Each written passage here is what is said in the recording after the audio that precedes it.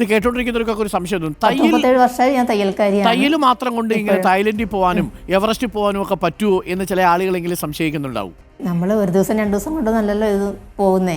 നമ്മളിപ്പം അടുത്ത വർഷം പോകണമെന്ന് നമ്മൾ ഈ വർഷം തന്നെ കിട്ടുന്ന പൈസയിൽ നിന്നും 1% അല്ലെങ്കിൽ എന്താ പറയുക ചെറിയ ചെറിയ തുക നമ്മളങ്ങനെ മാറ്റി വെക്കുമല്ലേ.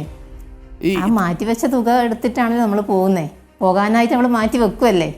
ഈ എവറസ്റ്റിൽ പോകാൻ വേണ്ടിയിട്ടുള്ളൊരു ആഗ്രഹം അതെങ്ങനെയാണ് വന്നത് ചേച്ചിക്ക്? ഇപ്പം മറ്റു രാജ്യങ്ങളിലൊക്കെ പോകുന്നത് മനസ്സിലാക്കാം. ഇപ്പോൾ എവറസ്റ്റ് വലിയ തണുപ്പാണ്, പിന്നെ പർവ്വതം, പിന്നെ വലിയ എവറസ്റ്റ് കൊടുമുടിയിലേക്ക് പോകുന്ന ഒരു സ്ഥലം, അത് എങ്ങനെയാണ് ഒരു വലിയ ആകർഷണമായി തീർന്നത്? എവറസ്റ്റ് കാണണം എന്തുകൊണ്ട് ആഗ്രഹിച്ചു? അത് നമ്മൾ കുട്ടിക്കാലത്ത് നമ്മൾ പഠിക്കുന്നതാണ് എവറസ്റ്റിനെ പറ്റിയിട്ട്. ലോകത്തിലെ ഏറ്റവും വലിയ കൊടുമുടിയാണെന്നൊക്കെ പഠിക്കുന്നു. ഹിലരി ടെൻസിംഗ് ഒക്കെ അവിടെ പോയതാണെന്ന് പഠിക്കുന്നു. പിന്നീട് നമ്മൾ ആ കാര്യം അങ്ങ് വിടുന്നു.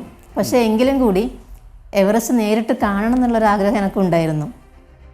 പിന്നീട് ഈ സോഷ്യൽ മീഡിയ ഒക്കെ വന്നപ്പോഴാണല്ലോ നമുക്ക് എവറസ്റ്റിനെ കുറിച്ച് ധാരാളം പഠിക്കാനും അവിടെ പോയ ആൾക്കാരെ കുറിച്ച് മനസ്സിലാക്കാനൊക്കെ കഴിഞ്ഞത്. അങ്ങനെ തീർച്ചയായിട്ടും അതൊരു വല്ലാത്ത ആഗ്രഹമായി പോയി.